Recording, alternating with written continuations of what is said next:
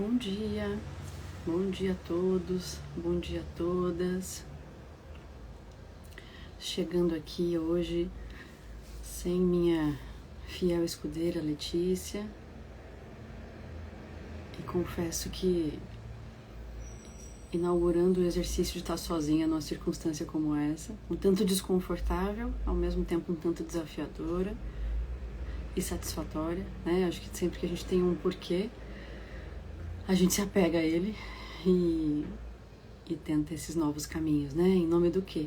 E para eu estar aqui sozinha, escolhi um tema que para mim é muito importante e ao mesmo tempo muitas vezes pouco dialogado, que tem a ver justamente com como que eu analiso, como que eu olho para um artigo científico, né?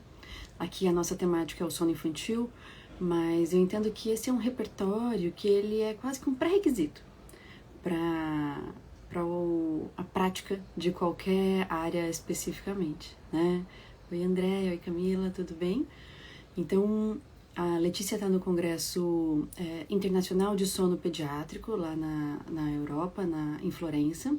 Ela vai apresentar uma série de estudos e, enfim, de participações ali bem importantes junto à World Sleep Society. Ela vai contar pra gente ao longo das semanas. E enquanto isso eu tô aqui, né, tocando boteco, tocando barquinho, pra gente não deixar a peteca cair, até porque acho que essas lives são uma forma da gente interagir. Mas vamos direto ao ponto. Então, primeira coisa, gente, quando a gente pensa, né, na leitura de um artigo científico voltado aí para o sono infantil, eu fiquei refletindo e me toquei com o seguinte ponto. Na verdade, a gente consome inúmeros conteúdos ao longo do dia, não é mesmo? No Instagram, lendo um livro, assistindo a televisão, enfim, inúmeros conteúdos. E aí a grande questão é, puxa, como que eu avalio se isso que eu estou consumindo é de boa qualidade? Como que eu avalio se isso que eu estou consumindo realmente está bem fundamentado, né? Então, eu acho que a gente está aqui, obviamente, para falar do artigo científico, mas vem essa provocação anterior, que é, ao longo das minhas 24 horas, quando eu estou consumindo algo, eu paro para pensar, o que é isso que eu estou consumindo? Qual é a procedência? Como que isso se estruturou? Qual a qualidade dessa informação? Qual a qualidade disso que eu estou consumindo? É esse tipo de inquietação e de questionamento que é importante a gente se fazer. E também transpor isso, obviamente, para o que a gente consome do ponto de vista acadêmico, não é mesmo? Fazendo um paralelo com os conceitos da análise do comportamento, eu diria que tem muito a ver com o processo de tomada de decisão. E o Skinner coloca que o processo de tomada de decisão tem como pré-corrente justamente o quê? O levantamento de dados, de informações, para que a partir dessas informações eu consiga refletir, eu consiga analisar, eu consiga então tomar uma decisão se, aquele conteúdo faz sentido ou não para mim. E essa lógica vale, obviamente, também para quando a gente está falando de um artigo científico, não é mesmo? E um artigo científico dentro da área do sono infantil. Então, esse é um preâmbulo que, na verdade, eu quis trazer porque eu entendo que, às vezes, a gente acha que, analisar um artigo científico é uma coisa muito complexa e muito inacessível, e eu não gosto de pesquisa, então eu não quero ler isso, não quero tentar aprender sobre isso, mas, na verdade, a gente está consumindo algo o tempo todo. E quais são os meus critérios? Baseado em quê? Em que elementos da minha história eu consigo olhar, eu consigo analisar, eu consigo avaliar, né? Então, esse é um primeiro ponto, né? Até porque todo dia chegam 1000 estudos novos ali, nas inúmeras plataformas, não é mesmo? E aí a gente vai olhando para esses estudos e às vezes as famílias que a gente atende chegam com um tipo de dado que fala, por exemplo, e ontem eu estava conversando sobre isso no ambulatório de sono infantil, lá no HC, junto com a doutora Maria Cecília, e ela falou, Ila, saiu uma umbrella review, né, um tipo de revisão, que coloca que as telas não... Parece que assim, não tem nenhum dado que na verdade traga a robustez de que a tela prejudica o sono do adolescente. Mas quando a gente vai ler esse tipo de dado, tem inúmeros pontos ali que fazem com que a gente tenha que tomar muito cuidado na afirmação que está sendo feita. E a afirmação que está sendo feita muitas vezes começa por onde, gente? Pelo título, né? O título de um artigo, ele teria que ter a ver com, obviamente, o escopo do artigo e para que o revisor, né, avalie a qualidade daquele título. O título do que aparece numa manchete ou num post não necessariamente condiz com o título daquele artigo, né? E se a gente compra, se a gente já de imediato simplesmente parte como uma verdade o título daquilo que está sendo descrito, esse já é um sinal de alerta, né? Então, a primeira coisa que eu quero trazer para vocês, na verdade, são 5 perguntas que é importante que vocês se façam toda vez que vocês forem ler um artigo científico, tá? E a primeira pergunta tem justamente a ver com esse momento do que, gente? Do título, né? E do abstract, do resumo, né? Então, a primeira pergunta é: esse estudo mede aquilo que ele está dizendo que ele mede? E eu vou, então, cruzar o que o título está descrevendo com 3 informações no resumo. Tá? Então, eu ainda não preciso ler de cara o meu artigo por completo. Mas no resumo, eu vou buscar se existe uma informação clara sobre o objetivo do estudo, sobre delineamento experimental, né, daquele estudo, então como que aquilo foi feito, e por fim, a amostra, quem foram os participantes. É isso que eu vou rastrear ali no meu abstract, no meu resumo, tá? De imediato. Então, eu preciso tentar cruzar. O que eu estou lendo ali tem a ver com o que ele está descrevendo, né? E um primeiro ponto que a gente vai se questionar tem justamente a ver com o quê? Se na verdade esse é um estudo de causalidade, vejam, ou se é um estudo de correlação. Parem para pensar no sentido dessas palavras, né? Então, um estudo de causalidade, ele vai ter que ter, do ponto de vista metodológico, uma estrutura que avalie, a relação de causa e consequência, né? Ah, eu entendi. Então, peraí. Será que usar a tela antes de dormir causa insônia na criança? Esse é um estudo de causalidade. É diferente de um estudo de correlação. Correlação em que sentido? De que, olha, parece que indivíduos que consomem mais tela antes de dormir têm um sono mais fragmentado. É uma correlação. Não quer dizer que a tela esteja causando a fragmentação, mas, parece ter ali uma recorrência entre quem usa a tela e quem tem um sono fragmentado, tá? Então, esse é um primeiro ponto que a gente vai, de imediato, avaliar nesse resumo, nesse abstract. Se o título e essas 3 informações, objetivo, né, delineamento e amostra, são condizentes, tá? E a gente vai buscar justamente essa reflexão. Esse estudo está avaliando o quê? É uma relação de causalidade? É uma relação de correlação? Porque o que ele anuncia não necessariamente é o que ele mediu, né? Então, essa é a primeira pergunta. Esse estudo mede o que ele diz que ele mede? Esse é um grande ponto, né, gente? E a gente vai aprender a checar isso nessas informações iniciais. Tudo bem, Ila, li ali o resumo, parece que tá fazendo sentido, né? E agora, o que eu faço? E aí, gente, vem uma parte árida, né, para muitas pessoas, porque, de novo, a gente não teve necessariamente um treino, né, uma aquisição de repertório sobre como ler, como avaliar, né, como ter critérios para olhar para essa parte do artigo que muitas vezes a gente pula, né? Por muito tempo, quando eu não entendia sobre a metodologia de pesquisa, também pulava, né? Que é o método. Muitas vezes a gente pula o método porque, nossa, essa parte é chata, tem um monte de número ali, um monte de estatística, umas coisas que precisa ler, né?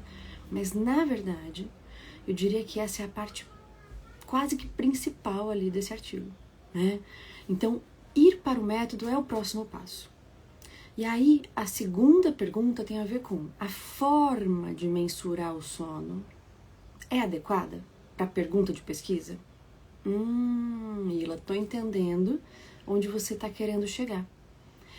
Fazendo paralelo com o que a gente conversou lá no início, justamente dentro desse exercício de levantar elementos para minha tomada de decisão, não é mesmo? Para eu entender que elementos são esses, eu preciso pensar, peraí, a forma que ele está avaliando o que ele está se propondo a avaliar é apropriada ou não? Né? Ou ele não está avaliando de uma forma apropriada. Então, o que eu estou querendo dizer com isso para vocês, gente? Vamos supor que eu estou avaliando insônia em crianças, tá? Então, insônia, como a gente já vem conversando aqui, tem a ver justamente com a dificuldade para iniciar ou manter o sono, né? Por um certo tempo, e que muitas vezes pode ter ali uma associação com aspectos ditos de início da noite ou de manutenção da noite. Tem uma série de variáveis, como a gente já conversou aqui, que envolvem a prática parental, enfim, né? Muitos elementos que compõem isso que a gente chama de insônia na pediatria. Aí eu quero avaliar insônia em crianças. Quero avaliar insônia em crianças de 5 anos. E eu já vi na literatura que, puxa vida, a polissonografia é um exame muito robusto para se avaliar sono. Então eu vou delinear aqui o meu estudo com polissonografias. Será que essa é a medida correta, apropriada para avaliar sobre como que está se dando o sono de inúmeras crianças todas as noites? Acho que essa é um paralelo ali relativamente óbvio de que não, né? A polissonografia é um exame que tem toda a sua fundamentação, mas que não vai trazer para a gente um olhar longitudinal para inúmeros parâmetros que muitas vezes a gente quer avaliar na insônia pediátrica. Se a minha pergunta de pesquisa fosse como que é a arquitetura do sono de crianças que têm insônia, opa, aí a polissonografia pode ser um recurso. Mas se eu estou falando sobre, qual é a relação, né, entre a prática parental e a ocorrência de insônia em crianças de 5 anos, essa não vai ser a medida. Então vejam, a segunda pergunta que a gente tem é o quanto que a minha medida, ela de fato é apropriada para o que eu estou estudando, para o que eu estou investigando, né? Como que esse sono foi medido. E a gente já falou em outras lives que existem inúmeras medidas voltadas para sono, né? Então a gente tem a actigrafia, que costuma ser utilizada para a gente avaliar aspectos circadianos, de ritmo, né? A gente tem as medidas subjetivas, digamos assim, que tem a ver, por exemplo, com o diário de sono. Tem medidas objetivas que são de autorrelato, como, por exemplo, alguns questionários validados, como o SDSC, como a Pittsburgh, como a Epworth, como a BISC. Então, são recursos que ajudam também a parametrizar essa queixa de sono. Então eu sempre vou ter que refletir, peraí, o que está sendo medido é condizente com a minha pergunta de pesquisa ou não? E nesse método a gente também vai olhar para quem é a minha população de estudo, né? Qual é o tamanho da amostra, né? Então, com uma amostra de 15 adolescentes, eu posso afirmar que a síndrome das pernas inquietas é mais recorrente em meninos? Não, né? Então, qual o tamanho da minha amostra? Como foi randomizado? Existe um grupo controle? Né? Eu estou comparando essa minha intervenção nova com o quê? Ou com nada?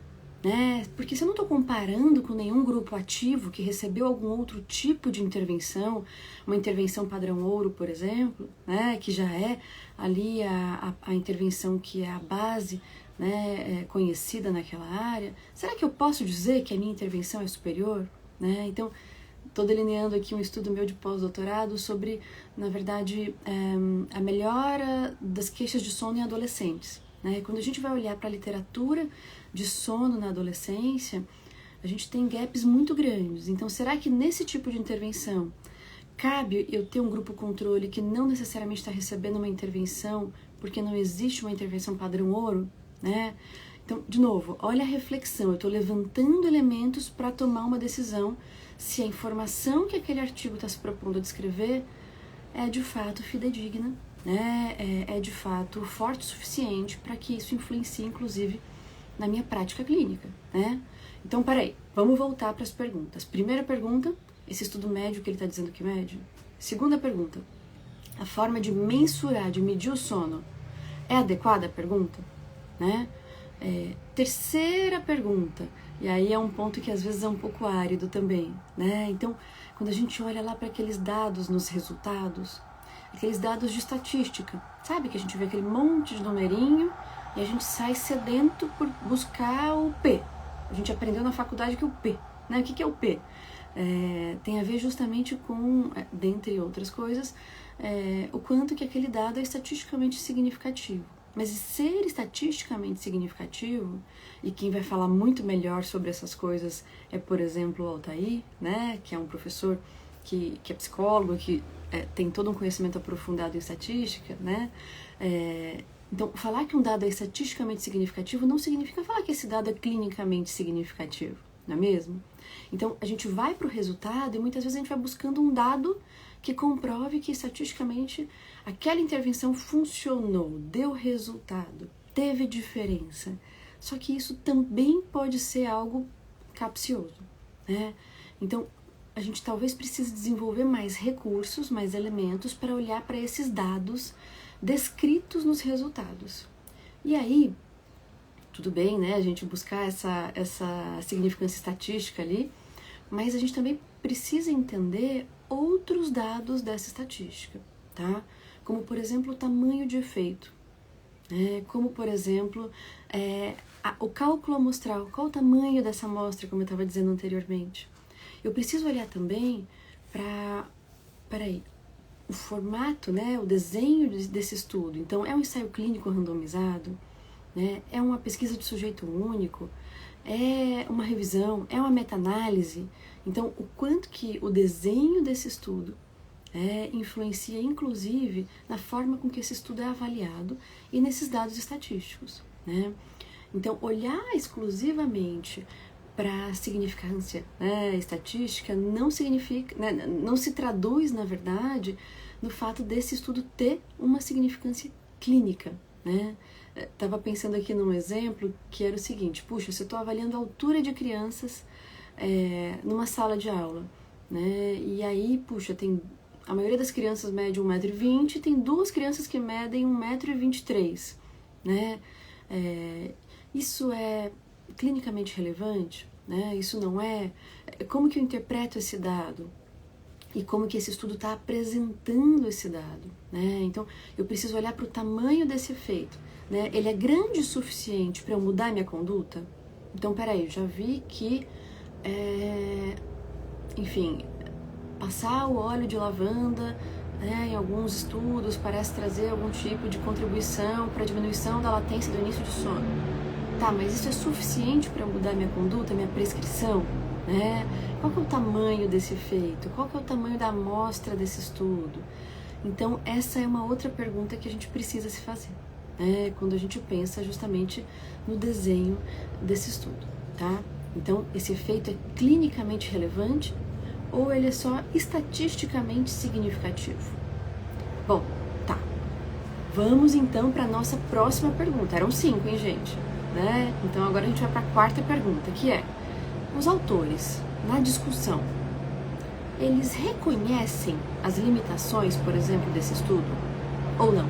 Porque a discussão nada mais é do que uma interpretação dos dados, né? Interpretação de texto. E que nessa discussão, os autores eles podem pender para diferentes lados. Inclusive um lado de superestimar aquilo que foi descrito nos resultados. Então, é muito importante, quando a gente lê um artigo científico, buscar justamente uma coesão da forma com que essa discussão está sendo apresentada, né, do tom que essa discussão está sendo descrita, e principalmente buscar ali como que ele descreve, e se ele descreve, as limitações daquele estudo. Porque todo estudo vai ter limitação, isso é um fato. Né? Quando a gente desenha uma pesquisa, a gente tem que fazer escolhas do que a gente vai abrir mão e do que a gente vai priorizar naquele desenho experimental. Então, buscar a forma com que esse autor descreve, não é mesmo, as limitações, também vai contar pra gente como que, de alguma maneira, ele está interpretando, né, e está contando aquele dado. O quanto que existe de conflito de interesse, né, naqueles dados. Então, peraí, se aqueles autores estão associados a uma empresa, né, será que isso influencia na forma com que eles estão descrevendo ali as limitações daquele estudo? Né? O quanto que ali no finalzinho do artigo que a gente vê ali a seção, sabe, de conflito de interesse, que muitas vezes a gente pula, isso pode dar algumas pistas pra gente, né? Então, esse é um outro ponto. E por fim, gente, indo para nossa 5ª pergunta, e olha, tô sobrevivendo aqui a esse momento sozinha, né, falando e falando e falando, a gente tem que buscar se esse achado, se esse dado de pesquisa replica, né, ele é replicado, ele tem dados de replicação em outros estudos, em outras amostras, em outros contextos. E esse é um assunto que eu gosto bastante, que a gente gosta bastante de conversar, né, lá no grupo da USP, da Psicologia e também da Neuro, né, com a Letícia, que é o quanto que os dados que a gente tem na literatura, eles são, na verdade, representativos das diferentes realidades que a gente encontra mundo afora. Ou seja, o quanto que esse dado, o quanto que esse artigo, o quanto que essa amostra que está sendo ali avaliada, ela pode ser replicada em diferentes realidades, né? O quanto que aquele resultado representa, por exemplo, a nossa realidade aqui no Brasil. Porque grande parte, e não sou eu que estou dizendo isso, né? Tem alguns dados já que descrevem a predominância de artigos, de estudos científicos em países do hemisfério norte, quando a gente pensa em estudos sobre sono infantil. Então, o quanto que esses dados, não necessariamente, eles representam a realidade de um país como o nosso. O quanto que algumas intervenções não são factíveis para o que a gente tem de recursos num país como o nosso, não é mesmo? O quanto que do ponto de vista cultural, algumas técnicas e algumas intervenções, apesar delas não serem danosas, né, elas não são condizentes muitas vezes com as nossas práticas culturais. E acho que isso dialoga muito com o nosso olhar de que o sono, ele precisa ser compreendido em diferentes dimensões. Dentro daquela dimensão, então, fisiológica, ambiental, e aí eu estou falando do ambiente daquele indivíduo, e também cultural, não é mesmo? Da cultura, da prática cultural daquele sujeito dentro do país, do contexto, né, histórico, dentro do recorte político, econômico, social que aquele indivíduo vive. Então, o quanto que aquela pesquisa é ou não factível e replicável para outras realidades, né? A gente está conduzindo, eu estou conduzindo com a Letícia um estudo lá no HC que é justamente sobre a adaptação do uso de CPAP em crianças, né? E a gente foi vendo no estudo piloto que mais do que a replicação do que já existe na literatura, a gente também vai ter que pensar, e está desenhando, né, um ajuste metodológico que torne, então, a implementação desse tipo de estratégia, desse tipo de intervenção factível para a nossa realidade, né, na atenção primária, por exemplo. Né? Então, puxa, o quanto que aquele dado é replicável. Né? Então, essa também é uma informação.